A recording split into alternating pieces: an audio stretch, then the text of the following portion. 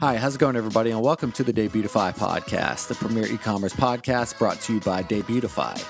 I'm your host, Alex Bond, and joining me today is Phillip Akhzar, the founder and CEO of Arka, a completely environmentally sustainable API that allows users to fully customize their brand's packaging designs.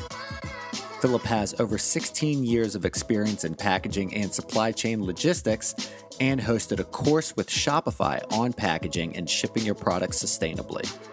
From Boeing Aerospace to Silicon Valley startups like iCracked, Phillip has brought his core competency at the biggest companies to businesses just getting their start. On this episode, Phillip and I discuss what it takes to run a totally sustainable operation, how Arka can source all of their products locally in the United States, the impact his company has on the logistics industry, and much more. Here's our interview now. Phillip, welcome to the show. Thanks, man. Appreciate you having me. Yeah, very happy to have you. So first off, why don't you tell me a little bit about your company, Arka?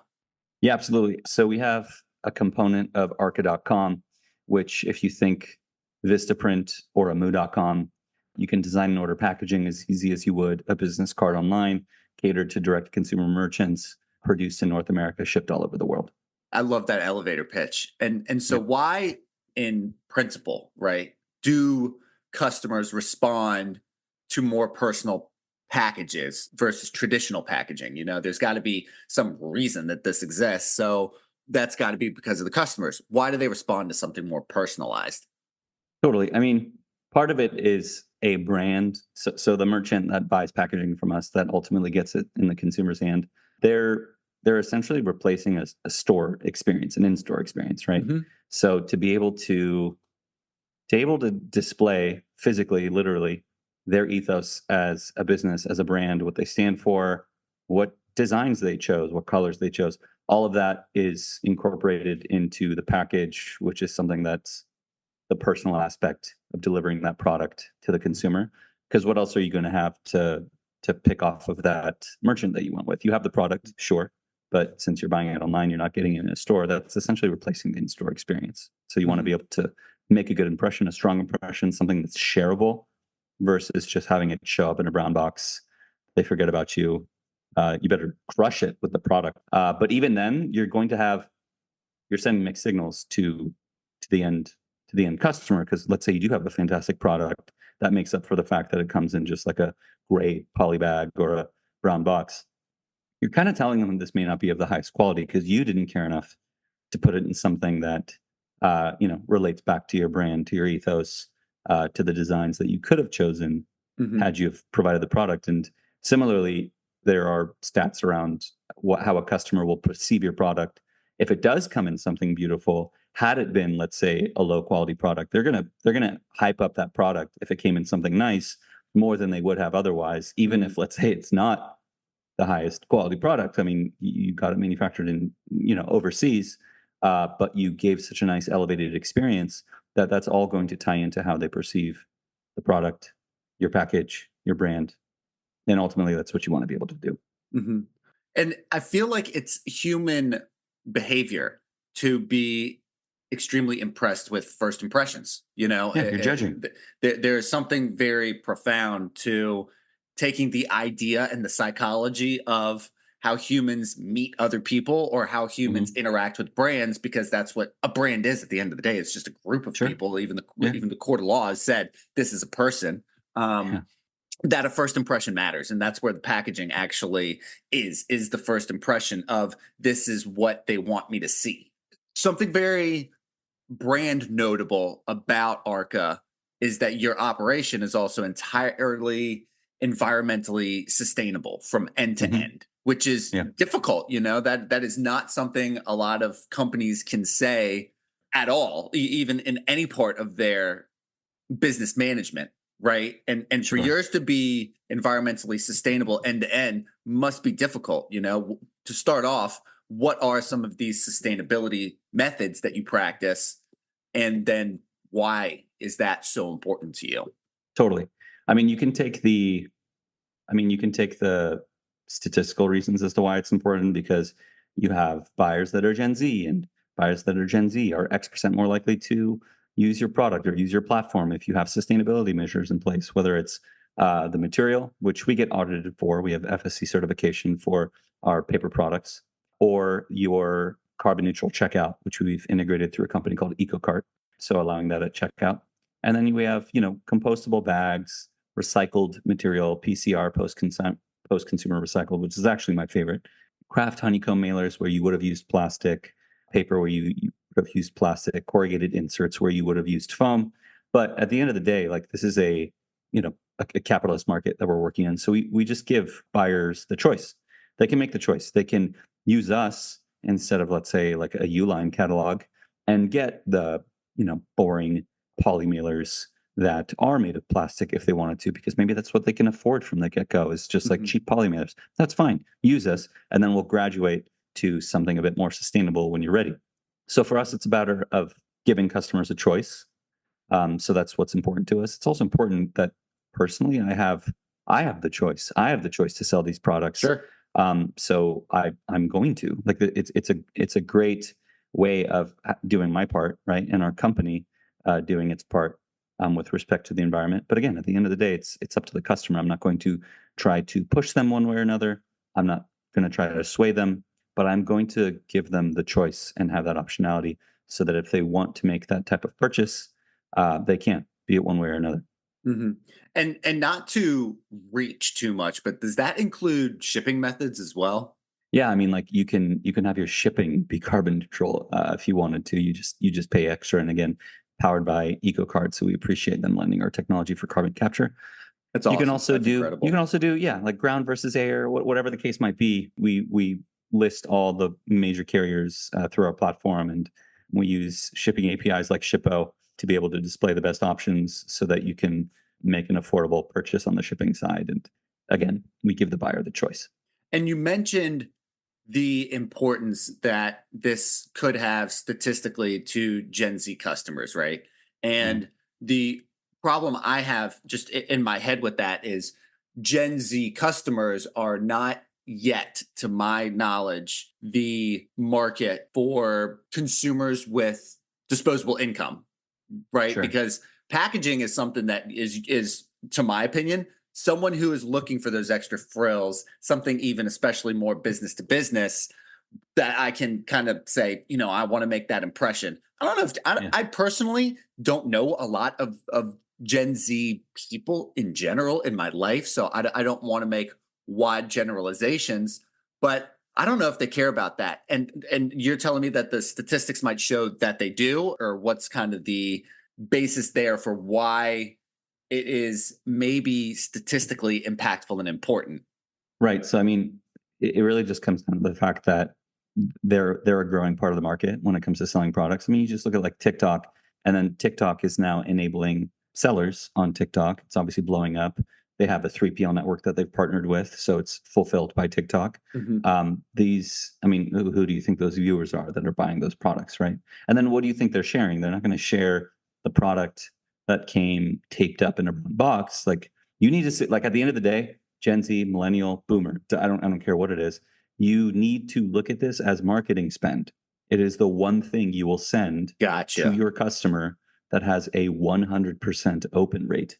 And Mhm. if you treat it like that, just consider it as like opportunity costs. Like, yeah, I'm not saying like don't spend money on Google Ads or whatever type of retargeting you want to do, but when that product ends in the end customer's hands and it comes in a nice box, don't you think they're more likely to share it had it Mhm. come in like a boring envelope?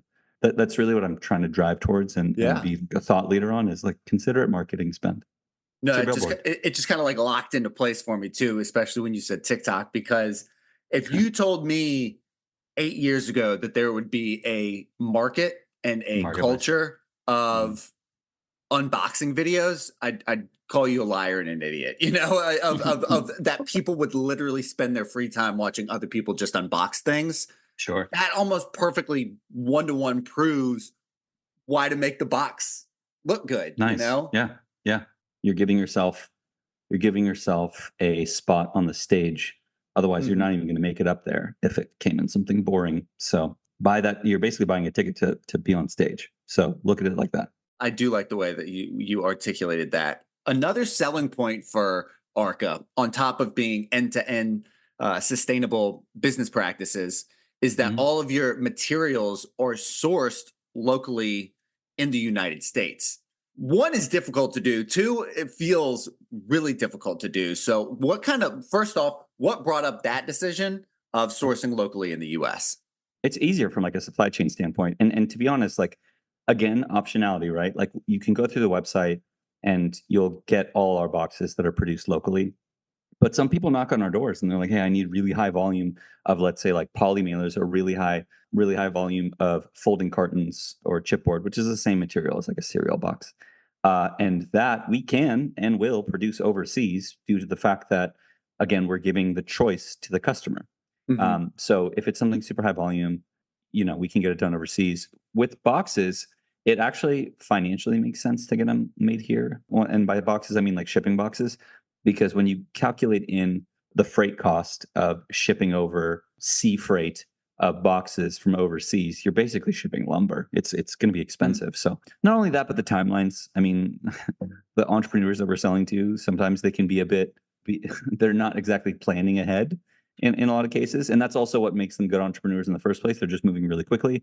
And if you tell them, yeah, these boxes are going to take X number of weeks to produce overseas and then the 30 to 90 days to ship from overseas, you're missing their deadlines. So Hmm. producing locally just makes more sense, both financially and from a timeline perspective. Hmm. Yeah, that would not fly. No, No. no pun intended. But so that's from kind of like a logistic standpoint. Do a lot of Yeah. entrepreneurs support that venture for the advocacy piece? Kind of the same reason of supporting that sustainability, because it's supporting local jobs, supporting the local economy, that sort of thing. Is that a selling point, or is it really entrepreneurs thinking in zeros and ones? Like, does this make financial more sense? So I studied industrial engineering at Cal Poly, and one of the books we had to read was The Goal. And at the end of the day, the number one goal of any company is to make money. Yeah. So it comes down to cost, of course. Yes, sometimes there'll be some virtue signaling there. And I'll be honest, we play that game too. We're proud and we display the fact that we have an FSC certification chain of custody for sustainable paper for our boxes. We're proud that those boxes are made in the USA and we'll display that. But realistically, like if we're getting priced out because we, for example, would refuse to produce 100,000 polymailers overseas, I'm not going to not win that business. Like at the end of the day, we're business people. We want to make money. We need to keep going, right? And that'll support the other sides of the business where when people are purchasing strictly local off of our website and FSC certified packaging or other sustainable materials. So again, it comes down to buyer's choice. Maybe it is a part of their ethos, and we're happy to support it. How have you been able to compete with companies that are importing materials from other countries at a cheaper cost while you continue to source locally? Timing really helps. So like Uline basically preys on the fact that you're shit out of luck when it comes to a stock out of boxes, and they will deliver same day or next day, right? The whole reason they win, because they're super expensive, is Hmm. because you ran out of boxes and they'll send you more almost immediately. But they're a real estate play. They have warehouses all over the country. They don't even make their own boxes. They're producing and then warehousing it. But they beat, let's say, overseas because of timing. We will actually build out a program for merchants and for warehouses where we can connect to your warehouse management system and send you more when you run out at affordable rates so that you don't have to break glass in case of emergency and leverage one of these Yeah. big catalog box companies. So timing beats everything at the end of the Hmm. day. You'll pay whatever if you have like a certain SLA that you need to meet. So that's something we're trying to capitalize on and make their business model a moot point in the ecosystem. So wish us luck there. They're pretty massive. They do 10 billion a year, not 10 billion market cap. They do 10 billion a year. Yeah. So that's whose Wow. lunch we're taking a bite of. And the importance of expediency reiterates your fundamental conception of time is literally currency to an entrepreneur who is Yeah. moving with impulsiveness, where if they want something and something runs out, they want the quick, fast solution, not the solution that is miles down the road somewhere. So if Yeah. you can put a price tag on expediency, then why not? I mean, that's kind of what I hear you say. Yeah. One of my favorite movies is The Aviator. Martin Scorsese made it Oh with yeah. Leonardo DiCaprio, and it's one of his early roles. He crashes it's based on a true story. It's the Howard Hughes story, Hmm. which like Iron Man was based off of, and it was like a previous day Elon Musk back in the day did a lot of innovation in aerospace. But even at his level, he was thinking in time. He had crashed his plane. He was in the hospital bed, and his lawyer came up to him and was saying how much money he has, and he wasn't even listening to the dollar figure. He like shook his head and was like, no, no, no. How much money do we have in time? So the answer of like how much money he had was 6 months, not like 40 million or whatever figure he Hmm. was looking at. And as an entrepreneur, it's the same thing when you're doing different rounds of fundraising. If you're taking the traditional VC route, you raise, let's say, like 18 months worth. And that's what you look at, regardless of it being a seed, so a couple million, or a series A, double Hmm. digit million. It's at the end of the day, it's all, let's say, 18 months in this case. And so when you look at your supply chain and what you're able to get from a logistics standpoint for your packaging, for your product, it's all in terms of time, because in that time, you're going to have to make a certain amount of money so you can get more product and sell more. So you actually have runway. And as a result, thinking in time is so important. So for us, we show that we value your time in trying to get things to you as quickly as possible Hmm. and get back to you as soon as possible. Like, just as a side comment, when it comes to these packaging companies, dude, they'll respond to you with like weeks at a time, days at a time. You're lucky. Blows my mind. Well, they're fat and lazy. They don't think they need to change. Hmm. But that's exactly what we aim to disrupt in the space: is be quick, be sustainable, and be affordable. Hmm.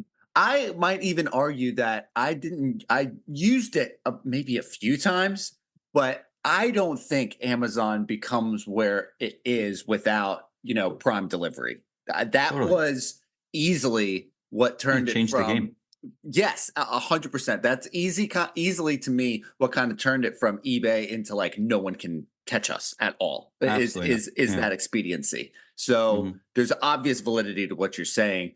Another Totally. part of the selling point of Arca is you mentioned you help warehouses ship less air. Can Hmm. you describe what that means a little bit more specifically? Totally. So it has to do with like right sizing packages with products. So you order something off Amazon. Speaking of Amazon, they have their pluses and their minuses. A Yeah. fat minus is, pretty much everyone listening. If you ordered something off Amazon, at one point or another, it's come in a box that was like way too big. And by multiples of too big, meaning it was probably 4 times the size that it needed to be on average, right? Mhm. A lot of that has to do with two, at least what we've discovered is two main reasons. One, they might have just run out of whatever package that product was originally supposed to go in, and the speed at which and the volatility at which these Amazon warehouses are operating. It's not a surprise that maybe they just ran out of that package and it needs to go in something bigger, because you can't physically ship Mhm. something in something smaller than it was going to go in. Otherwise, that would have been the box that they selected in the first place. Which then brings to number two: they just had a bad selection. There was just a poor marriage between whatever you were supposed to ship that product in and the package, the product and the package that you paired it with, right? For whatever reason, someone at the warehouse was saying that product A was going inside of the selection of box A that goes to product A is 4 times the size. Okay, why? Where's the rhyme and reason in that?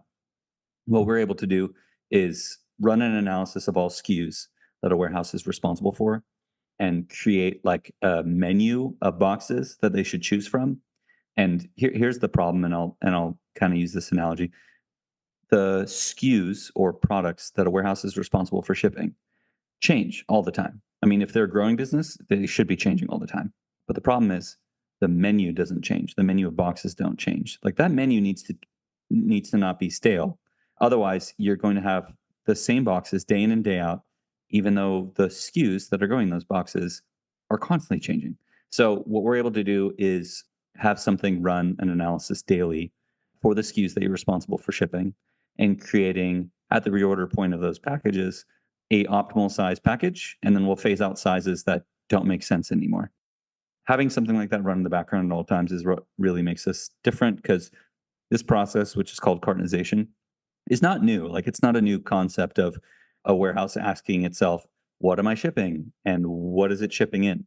But Mhm. the problem is they really only ask that question like once or twice a year. But you're telling me that in that 6 month, 12-month period, the SKUs at the warehouse aren't changing? Of course they are. So to have something ask that question daily and make a menu for that warehouse every time they run out of packages is what we're able to accomplish. And as a result, this spend that they put into this, meaning, boxes and shipping costs of those boxes, accounts for 12% of the revenue. And so we're able to reduce that dollar figure by 20% by helping them ship less air, which is massive, right? So being able to target their SKUs, come up with a menu, is what ultimately helps them ship less air. They won't run out of those packages, so we put it on auto replenish. And that ties back to the first 2 points, right? So just to summarize, you get a product in a box that's too big for 2 reasons. 1, they ran out of the package it was supposed to go in. 2, it was never a good match in the first place. So what we're able to do is, 1, make sure they don't run out of package, and 2, make sure that pairing is optimized. So give them a good menu of packages that they choose to ship products in. Hmm. No, I think that's entirely valid. Your previous company, Packable, had Yeah. had what seems to be kind of a similar business model. Can you tell me a little bit about that company and then how it led to Arka? Yeah, totally. So I went through Y Combinator as a founder of that company. I actually exited my position there because I wanted to expand the technology from what we were doing there. So it really just came from like I think we can do more and I think we can do better than what we're already doing. Not to compare myself to someone like Steve Jobs who like leaves Apple, creates Next because he just didn't have like the creative freedom to do what he wanted to do there, but that's really what it just came down to. Now, difference being, Packable was an Apple size to acquire me shortly thereafter, but I promise you if they could, they would. Due to the fact that we've really taken things to the next level. Like it's a next gen packaging company for direct to consumer merchants and being able to have a universal API that connects to warehouses so that those direct to consumer merchants can have less air in the packages that they ship. So it's just an evolution on an original idea that started with packaging online that has turned into powering pretty much anything that gets shipped and slaps a label on it and goes out the door. Hmm. It sounds to me that that API is a massive financial achievement and incentive. I think the business practices as well. What are some Yeah. of the things that you learned at Arca that you wouldn't have learned if you stayed at Packable? Yeah. One's an obvious one, which is just like surround yourself with people smarter than you. I think because that was like one of my first ventures. Like I had a venture prior to that where, I started an alcohol delivery company in college way before like Bevy and Drizzly and those other guys. It was too Hmm. early though. The county of San Luis Obispo tried to shut us down and fine us over $500,000. So unfortunately that had an early departure, but recently heard don't try to hold on to a grape when you could be splitting a watermelon. And that's kind of what I'm viewing differently now when it Hmm. comes to being like generous with equity and wanting to give people a piece of that watermelon, just kind of to drive the analogy home and and build out a company. It sounds obvious to just like surround yourself with people smarter than you, but I think early entrepreneurs, and maybe I'm just speaking for myself and like how I might have been a bit naive in wanting to build out a company and have as much control as possible. Dude, give away as much control as you can. Like let it be not abdicate the responsibility, but delegate the tasks and delegate the things that you're not as good at or as someone else might be better at and just focus on the things that only you can do. I mean, I think you should do that in life in general. Like focus on the things that only you can do. Hmm. Delegate as much as you can to someone else so that you can focus on your core capability that just doesn't make sense to replace with someone else. I think that can be applied to anything really. And that I wish I'd known that sooner, for sure. And one of those tough needles to thread is personally, I think that I feel incredibly valued when given the opportunity of added responsibility. Yeah, So when a task is being delegated to me, depending on how it's done, depending on the task, I mean, there are a bunch of variables there. There's one thing to say, hey, take care of this, or hey, would you like the opportunity to take on this piece of this entire project? You run point on it, balls in your court, like without being yeah. kind of micromanaged and helicopter Micromanaging, yeah. parented. Yeah, There's something about that ability to delegate properly as a leader. totally. A boss is someone who kind of dictates who does what, while I think a leader is someone who delegates while they're also in the trenches with them. That's Yeah, something lead that from the front. exactly that I've had to Yeah, see firsthand is sometimes a boss is sitting in the office and spends all day on the phone while a leader is the one who's like doing the exact same work right beside you, yeah, leaning on you and you lean on him. One is just, has that capacity of a leader. Did you see yourself as this type of leader when you were at, I think you said Cal Poly, of because that's kind of the fundamental necessity of a lot of entrepreneurs is a leadership quality. totally. Now, I think some end up installing a CEO who might be able to be some of that more leadership visionary person. I'm curious about your journey and your relationship with being a leader of a company like Arca. Totally. Yeah, we're getting a bit into like the psychology of like a CEO and a leader, which I think is one of the most difficult things to manage. But Sure. there's having ego and then there's being arrogant. And I think you definitely need an ego of some sort, at least a level one as a leader, because you have to believe in yourself. And whatever you think about yourself, it's strange how people can kind of see that in you, like how you view yourself. Mhm.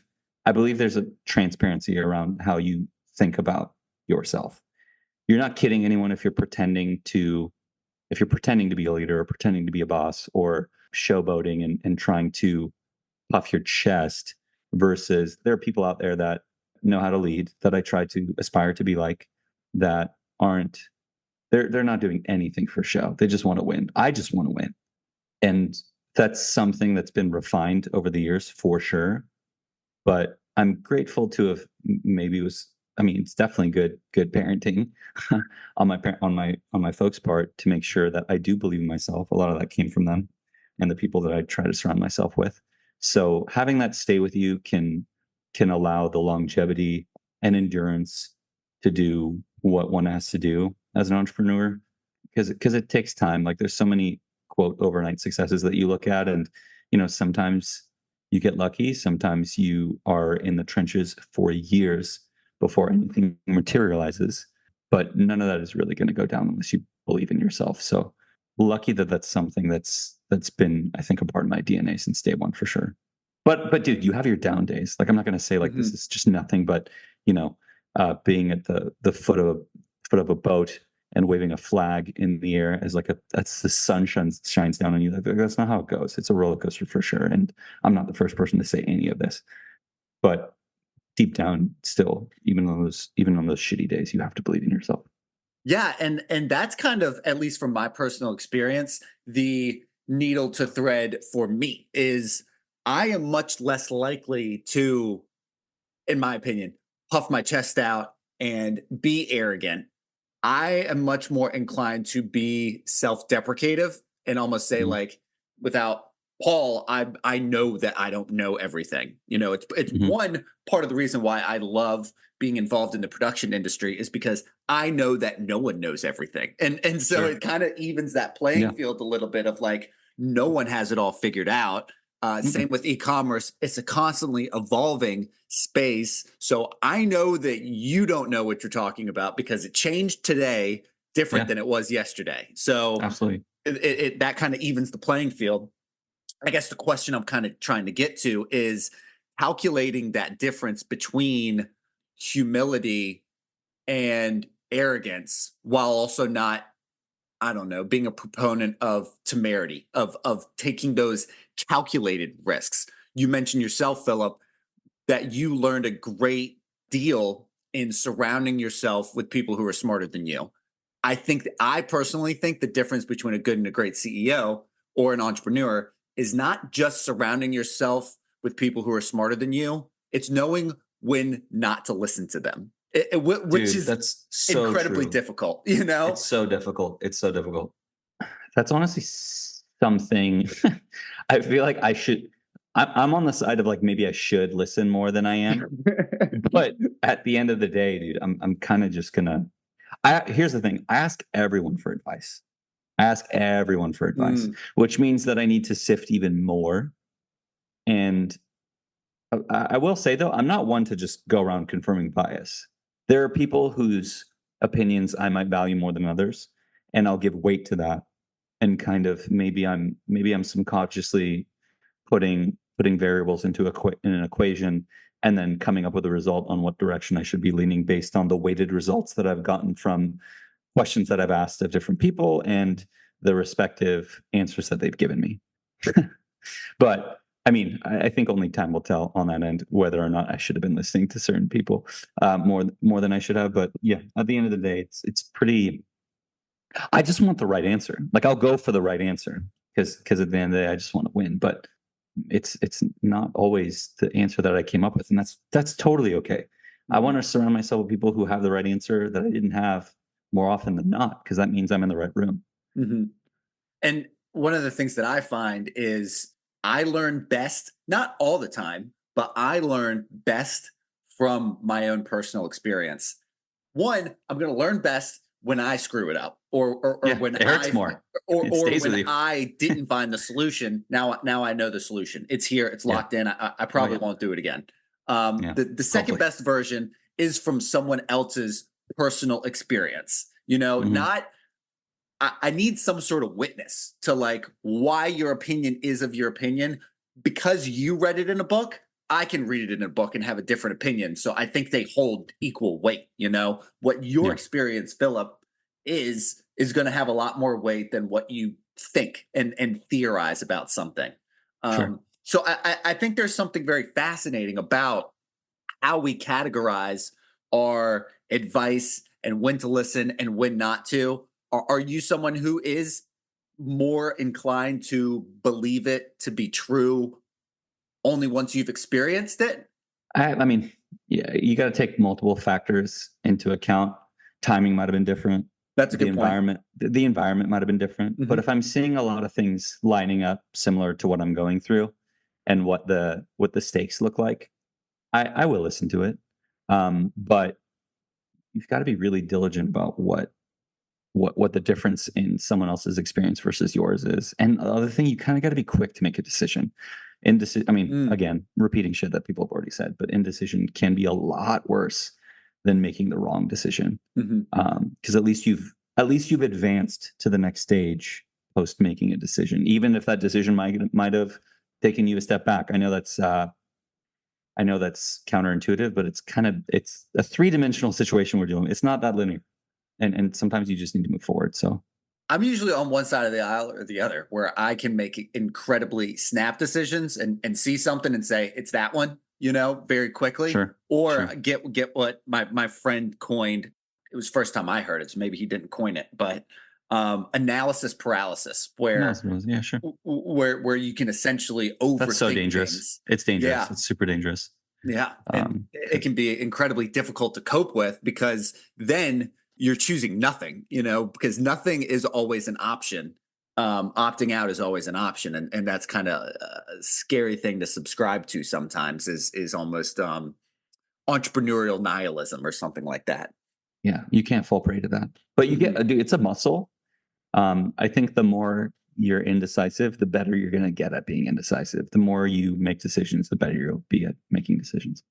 I think that's an excellent point.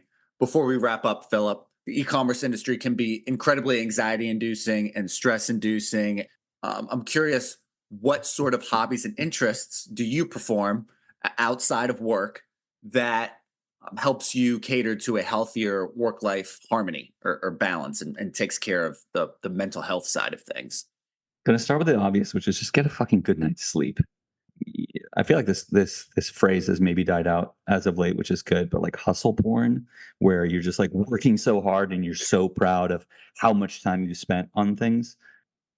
It's funny that like travel has kind of helped me recognize that that's not important. For example, one of our friends, I live in Austin, Texas. She moved to Amsterdam because the HQ of her company's out there. She's a software engineer, and one of my friends from Cal Poly, he had lived there previously, so it was nice. I got to see some people that I know out there, and he was mentioning how different it is. He used to work at like Airbnb in the early days. Like, he mentions how over there, the culture there is like, if you're working past a certain hour, something's wrong with you because you couldn't get your work done on time. Like, you messed up, right? And this is a marathon, not a sprint.